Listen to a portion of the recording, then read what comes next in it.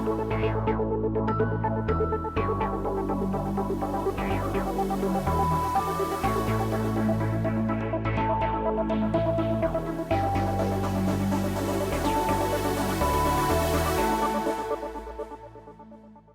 morning, Rubai.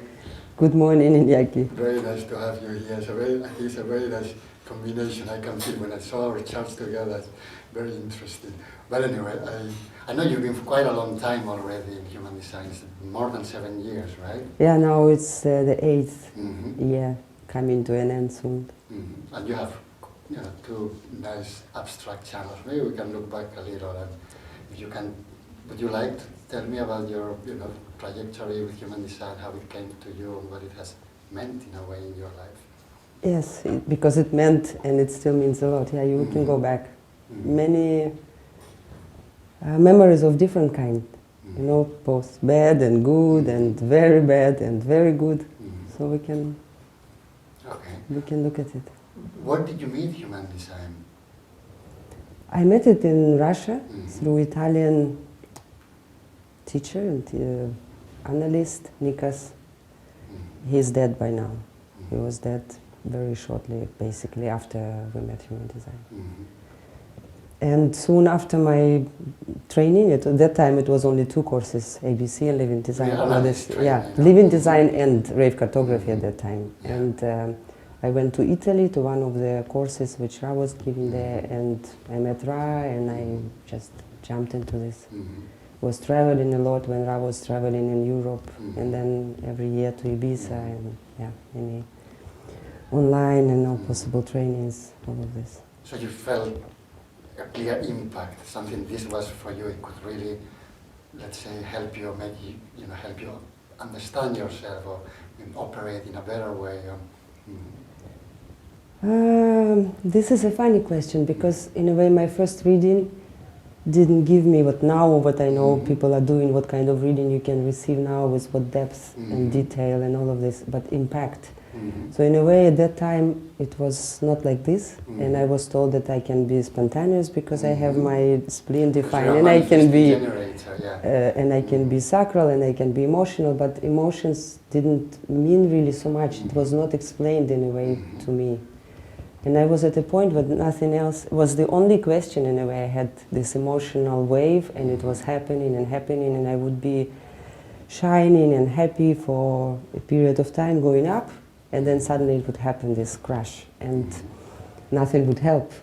So this understanding of emotional wave later on, not from the very first reading, even not from the very first training, later on it really changed everything. So nothing changed with the wave in a way. It's still there, same kind of frequency. And I see it, same dark side coming up. But now I just know it is it, and you cannot do anything about it. Yeah, and you kind of go along with it without taking it too seriously. You take it to, you're 59.6, it's a different kind of a wave. So you take it serious when it comes. You really take it serious because you cannot do anything else, because you're really caught in it and you don't see. You're blinded by it and you take everything serious. And then when it changes, you can laugh or you can cry or whatever, but it is, you just know it is a part of your nature. But it doesn't become less intense. That's what I mean, that I take and it doesn't. This tiny little corner that knows that is part of your nature. And that tiny little thing, at least for me, makes a difference.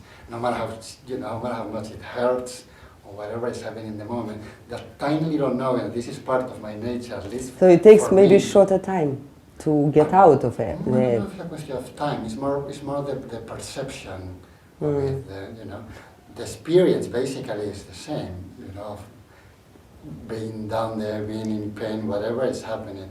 But this is tiny little thing that knows this is, this is my nature. And that tiny little thing doesn't take the pain away, but it does something. At least for me, it makes something a little more relative. I know it's just a matter of time, whatever It's not. It's like we've been here before, even if it's been different. But in a way.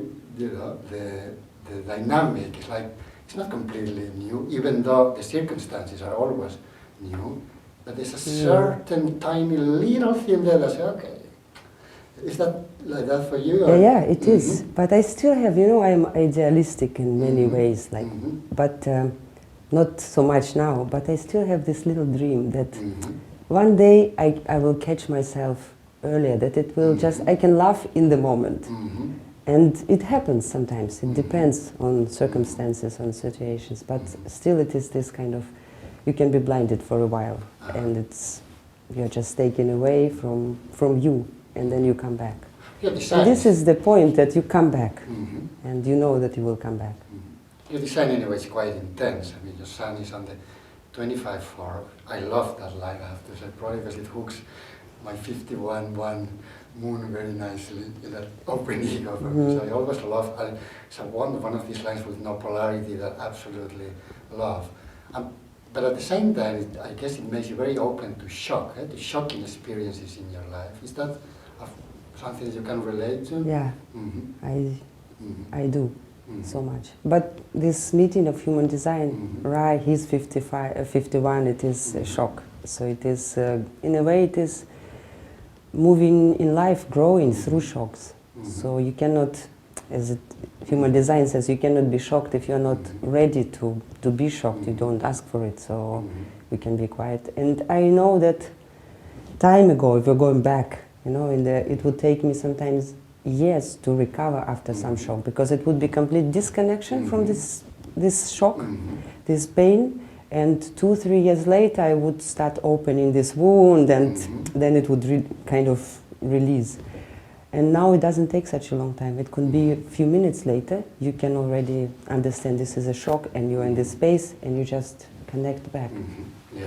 And this is a great step, you know, this is a great thing, not to be disconnected for years and somewhere keeping it, and keeping you also busy with mind, because you cannot feel. Then you are only in the mind, there is no other way. You feel or you are in the mind. And in the mind you can only turn it and turn it around until you can feel, maybe cry, maybe whatever, but feeling is making you alive again.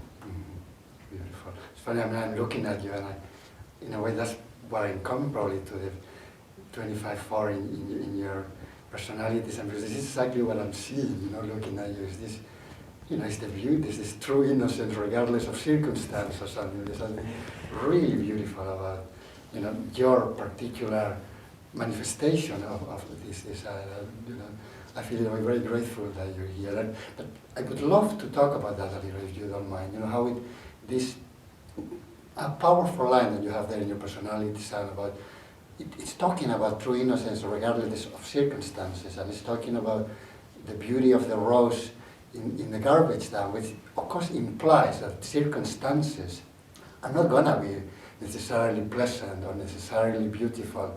And even though this is the fact, there's something in you that, you know, is meant, is designed to keep and to develop even through that a certain purity inside. Can you relate to that? Or can you, the circumstances in your life, and you know, no matter how strong they were, probably they were, given your configuration, in which way have they influenced you in a, you know, because normally one would think in the regular world that this kind of circumstances could make you very harsh and cynical, but in your case, which is, you know, it's like going to innocence and purity, which is a very beautiful trajectory. Does this resonate somewhere, what I'm saying, or not really? It does, but you know, I think that this is a big theme in my design, this split. This 25 is, this is the big bridge there. 51 is the bridge connecting me to my emotions, to my authority. And all my life it was so easy to just disconnect. There were only shining, going from the G, you know, out, and then keeping these emotions under control and hidden. And hating myself for not being able to be shining all the time. And this was the question, why cannot be always like this? Why it comes this wave, you know? And at that time I didn't know it was a wave, but anyway, this was a big question. And I think this thing is, this 25 is also cold, you know, this cold, cool. And this moment you want to cut off your emotions, your inner whatever darkness and brightness, but it is your depth, it is everything there. So you become very cool. And probably this can become very Distant, you mean? Or? Distant, and also like you become arrogant in a way, in order not to feel or not to show. So this is, I don't know if I can always stay innocent in that sense. And also innocence is my transferred motivation. I have the third color motivation. So it is so easy, it is such a trick, you know, you are innocent by sun, 70% of your personality is innocence, but you are motivated by desire. And so easy to just, you go into this transference and you, but I am innocence also. So this kind of, so I am in a way, because I am so abstract, I am trying not to think so much about this, what it is. I know people have fascination with this line, oh, 25-4. But in a way I could say, I don't know what it means, you can tell me. Because also you see in my design, my only expression, I have only one gate in the throat, and it is unconscious, and it is 33. And you know, I was puzzled when one of the first times Ra saw my design and he said, you have such a weak throat. And even other analysts were looking at it and saying, why did he say this? Because you have defined throat. But if you go deeper, you see 33 is a stop codon. You don't go anywhere. So it is like you want to express yourself and you say stop.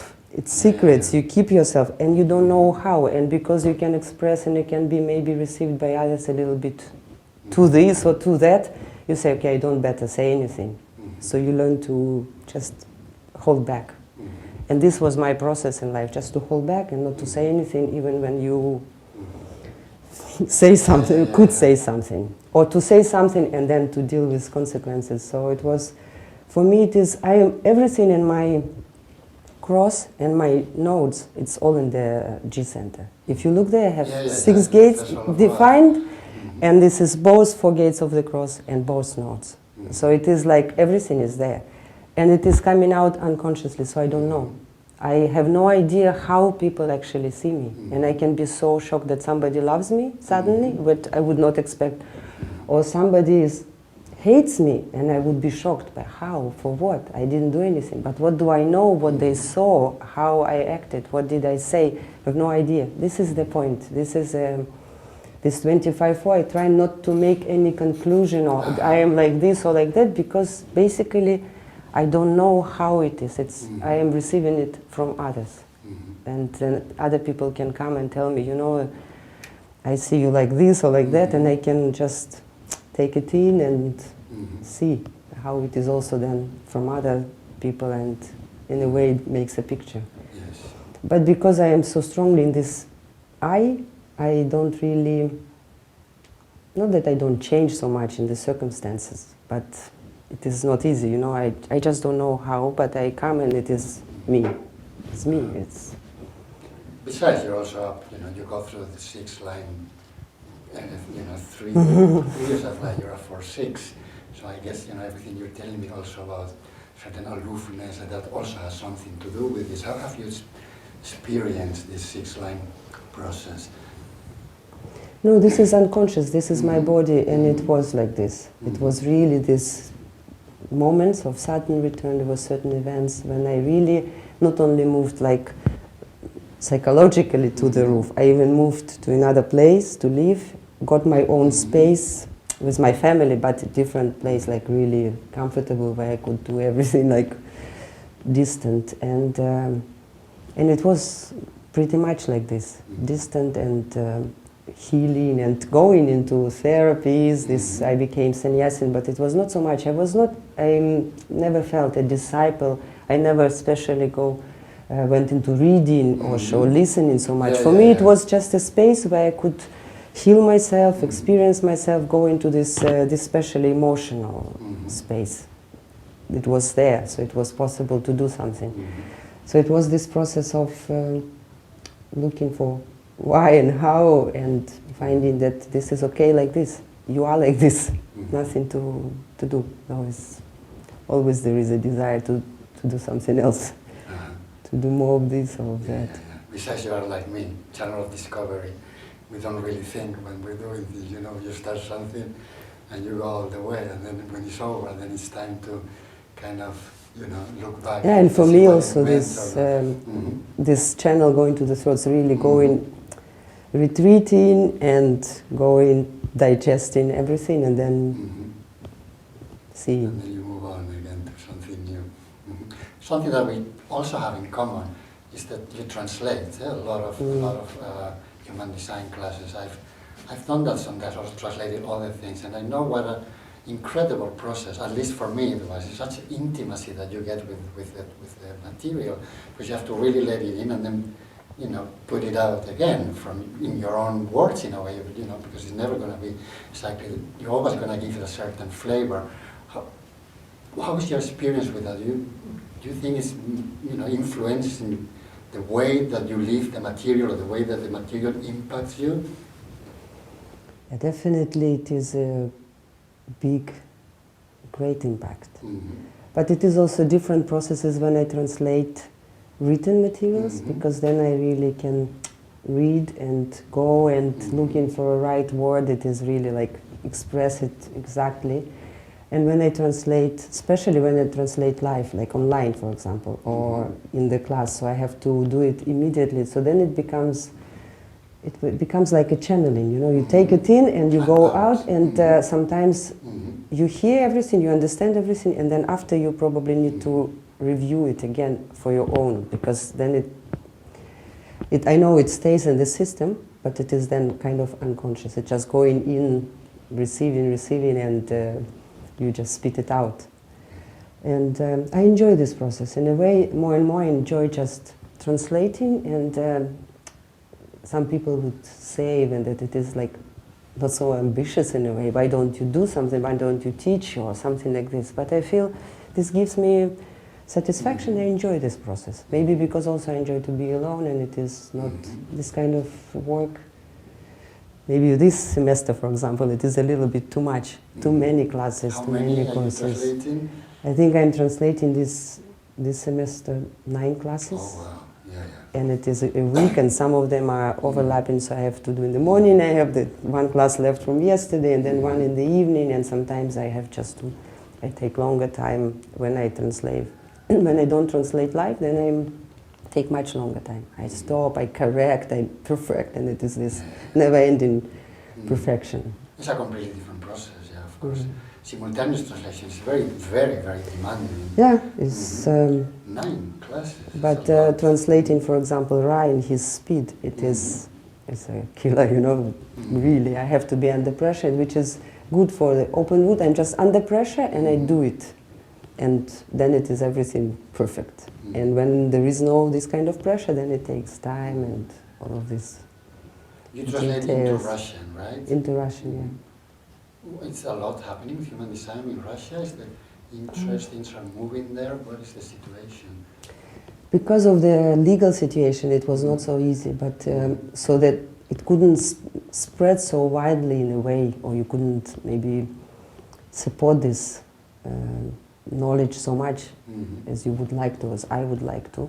But it is happening. There are students, there are people who ask for readings, become interested in Is this. there obviously you're translating, so that means that there is... there are students, yeah. That there is that people can follow the complete education to become analysts and teachers? So right now it is in this process, because they can do the general education. Now it was also my intention to bring more people to IHDS, so they're not locked there in Russia, not knowing. That's why also I'm translating. So I enjoy this, this is my way of sharing in a way human design. So they can take the courses online from Ra, from other teachers.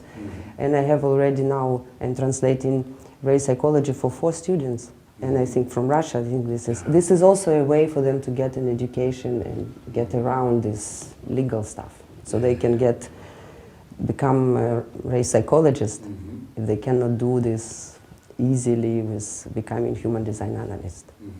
So it's a very important job, it's obviously such a big area of the world. Just the possibility to prepare people that can be, as you say, not only analysts or teachers, but be, race psychologists, etc. is a very, very important task in that way.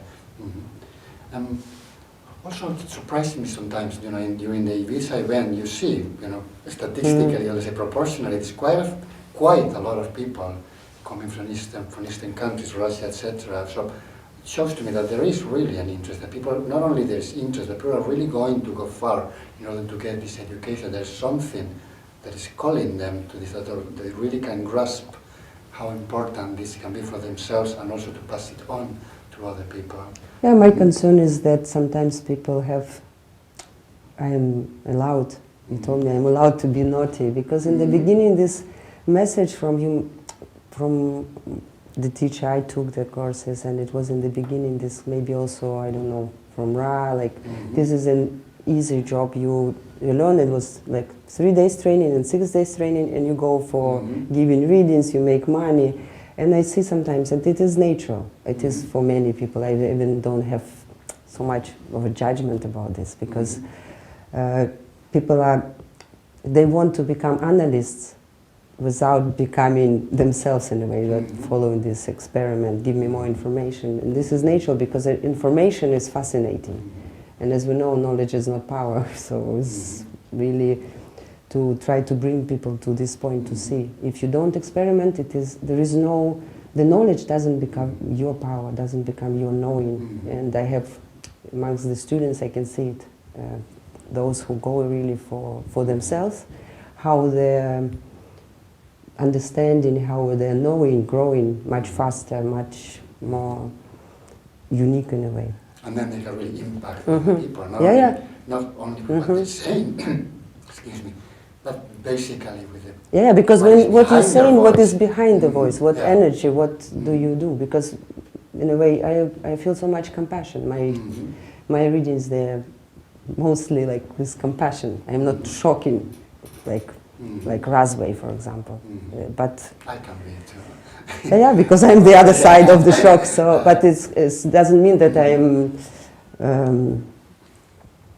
with all this, sweetness or whatever. No, but it is out of compassion and understanding of what they are going through also.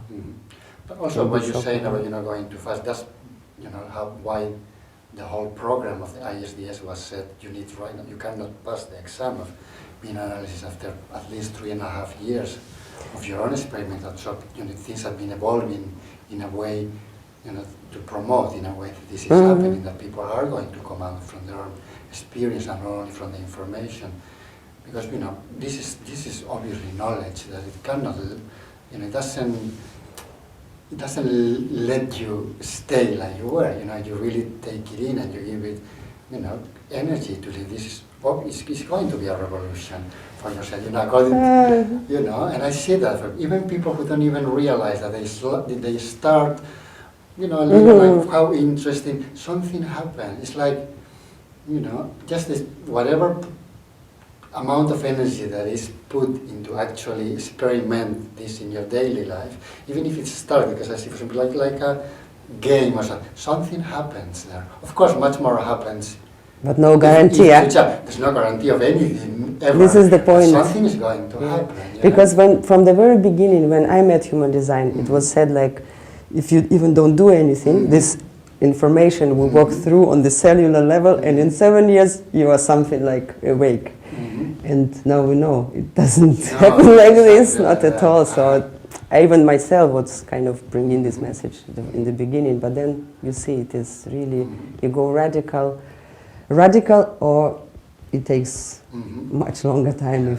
Especially people like us, manifesting generators. I remember my first reading was also before type was introduced. So I was told by you that my mode was to do, and I knew in the stomach, like I tried that, it does not work. So that that didn't do it for me. What it was important in my first reading was when they talk about the emotions. Even though it was not as developed as it became later, or not truth. There was something there that really caught me enough to keep giving energy to human design. That's why I'm also here. This is what I think, that even if it was not presented that way or this way, but something resonated and something stayed, that I wanted to go for more, to go to Italy, even to to stay with this. Thanks to that, something that really caught my attention about the emotions, I could go on giving attention to human design. And when type came, I want to have another reading, and I had, I called Alok and said, I know, you gave me one reading some years ago, but I certainly would like another one, now because I know things are changing. And that was a completely different experience. You know, it's like feeling in my body, like everything that I was being told was very, very relevant for me, and it was potentially very revolutionary for my life. I mean, the responding thing, I have to say, I thought that I had. You know, I have been a sannyasi, so it was all this, you know, just don't push in the river, you know, all these things.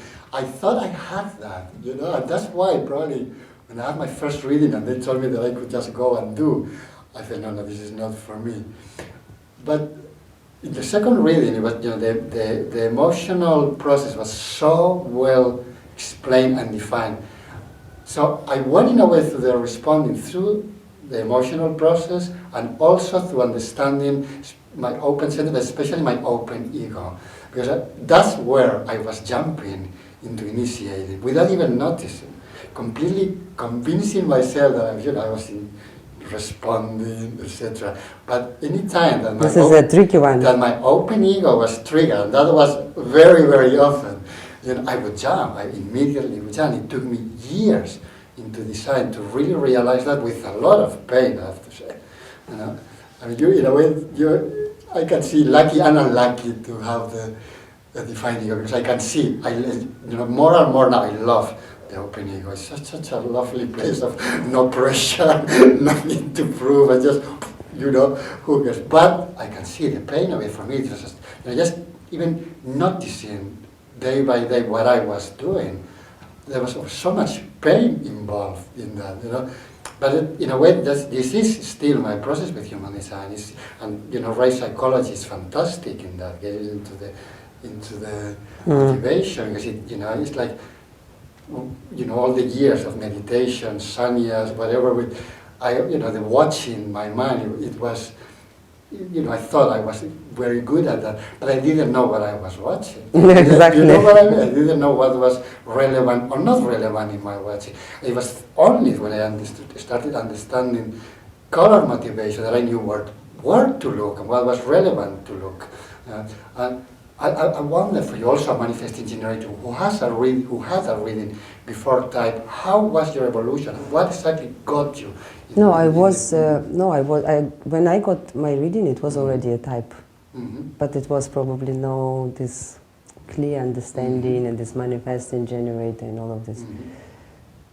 I cannot say in a way what exactly, because everything I heard, I was also translating these 2 first trainings, and I was translating readings for other people. So something was so fascinating that, and also probably because I was looking for more to do with myself, to work on myself, and it was another kind of instrument.